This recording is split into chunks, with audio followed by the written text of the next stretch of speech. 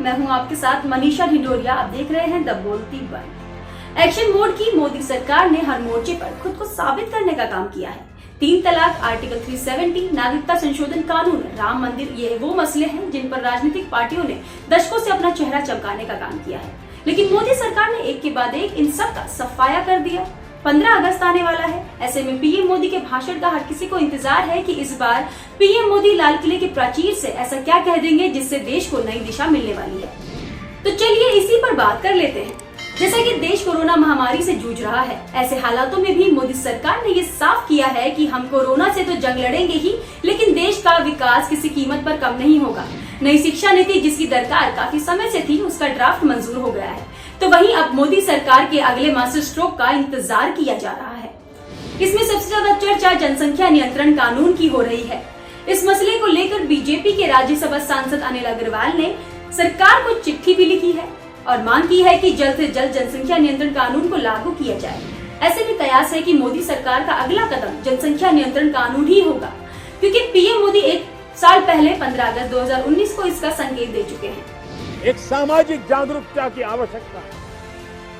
जिन लोगों ने ये बहुत बड़ी भूमिका अदा की है, उनके सम्मान की आवश्यकता है और उन्हीं के प्रयासों के उदाहरण लेकर के समाज के बाकी वर्ग जो अभी भी इससे बाहर है, उनको जोड़ करके जनसंख्या विस्फोट, इसकी हमें चिंता करनी ही होगी। जनसंख्या विस्फोट एक ऐसी समस्या जो कि भारत के लिए महासंकट पैदा करने वाली है।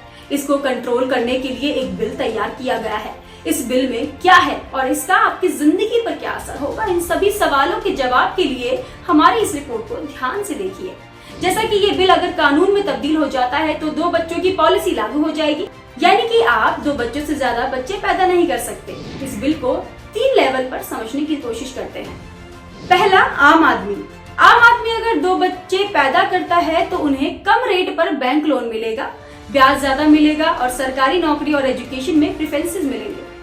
दूसरा, सरकारी कर्मचारी। जब ये कानून लागू हो जाएगा तो आपको सरकारी दफ्तर में एक शपथ पत्र यानी कि कसम खानी होगी कि आप 2 से ज्यादा बच्चों को पैदा नहीं करेंगे। तीसरा, नेताओं की बात करें तो ये कानून लागू होने के बाद अगर नेताजी ने 2 से ज्यादा बच्चे पैदा किए तो पॉलिटिक्स से हाथ धोना पड़ेगा, क्योंकि ऐसा करने के बाद विधायक, सांसद और कुछ भी ऐसा नहीं कर पाएंगे जो कि आपको राजनीतिक नेतृत्व का पद देता हो।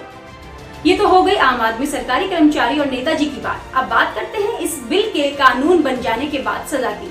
जी हाँ, अगर आप कानून तोड़ते हैं तो आपको सजा मिलना लाजमी है। तो ऐसे में आपको सजा तो मिलती ही है।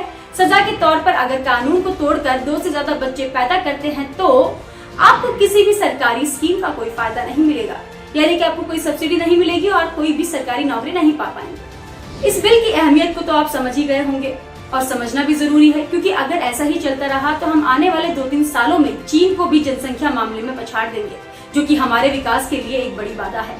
इस खबर पर आपकी क्या राय है, हमें कमेंट बॉक्स में बताइए। जानकारी को दूसरों तक पहुंचाने के लिए इसे ज्यादा से ज्यादा शेयर करें और हमारे चैनल को सब्सक्राइब करें और बेल आइकन दबाना ना भूलें।